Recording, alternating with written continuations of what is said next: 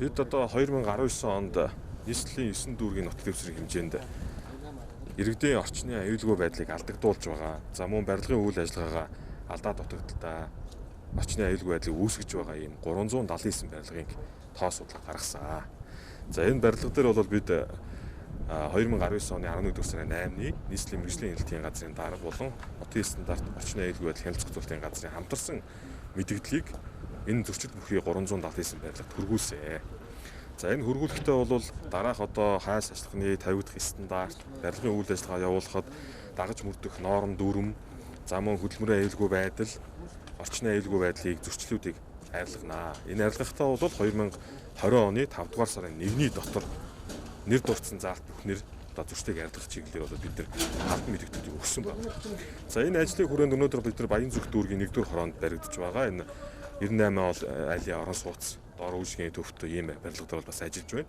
За энэ барилга дээр бол бид бас хамтран ажиллах тухай албан мэдээллүүдээ за мөн зөрчил арилгах талаар за мөн хотын стандарт орчны аюулгүй хяналт зохицуулалтын газраас гаргасан энэ эмтгэл барилгын үйл ажиллагаа явуулж байхдаа энэ эмтгэлийг мөрдөж ажиллана гэдэг энэ эмтгэлүүдийг бол одоо бас газар дээр нь барилгын удирдах албан тушаалтай хүмүүст өгж байна.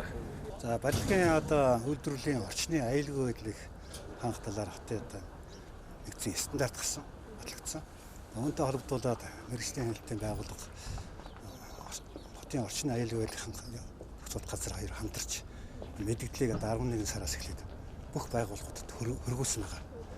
Үүнтэй холбогдуулаад бид нар одоо ямар харамж авах хэрэг орчны аюулгүй юуны өмнө барилгын одоо гадна талын одоо үйлдвэрлэлийн хашаа нь одоо стандартын шаардлага хангуулах энэ дээр одоо бид нар хяналттай ажиллаж байна.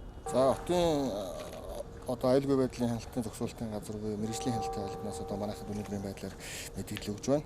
Энэний одоо хоног хугацаа зааж өгч байна. Энэний дагуу бид нар одоо бүх заагдсан дагуу юмудаа хийж эхэлж янзлах одоо орчныг аюулгүй байдлыг хангах дээр бол бүрэн нийлж ажиллана.